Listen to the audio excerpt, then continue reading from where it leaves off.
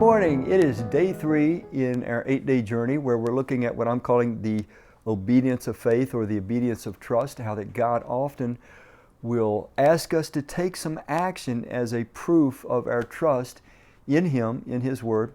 And we're still in 2 Kings, and I'm going to read you a really remarkable story. It's in 2 Kings chapter 4. We were in chapter 3 just yesterday.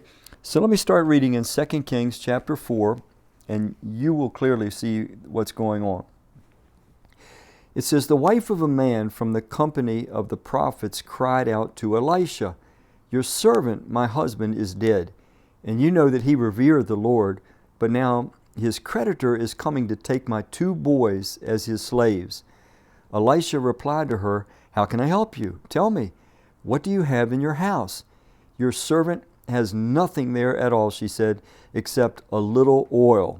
Elisha said," now here's the test. This is really wild and embarrassing. Elisha said, "Go around and ask all your neighbors for empty jars. Don't ask for just a few.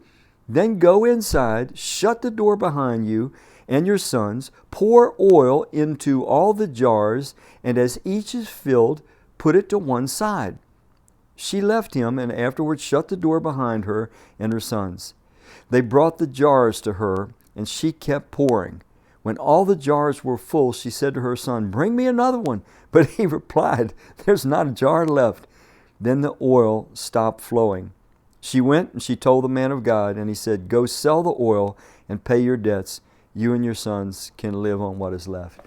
Now, this to me is an amusing one. I don't know, we're all different, but I've always been a weird person when it comes to borrowing things from anyone, but particularly neighbors.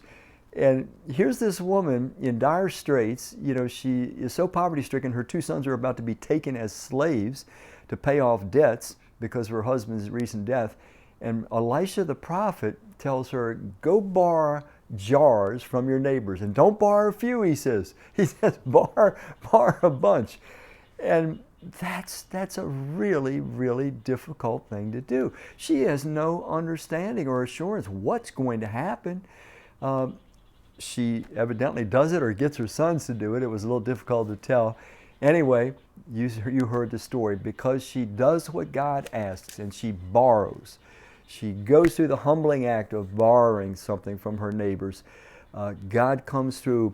And it's interesting to me, it says, "Bring me another jar," she says, and the boys say, "There are no more." And then the oil stopped.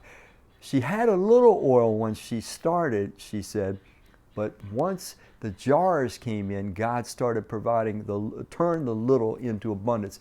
I don't know, maybe I'm talking to somebody, you've had an experience like that in your life where you were in dire straits, you were at the end of your supply, or you were at a very minimal supply in some area of your life. Might be mental, emotional, economical, it could be physical, some other way, and somehow you trusted in God, and He stretched what you had so that it became enough. This is what our God often does, but a lot of times He'll want to see our obedience first. He wants to see us go humble ourselves, maybe ask for help from others before He supplies the abundance that only He can supply.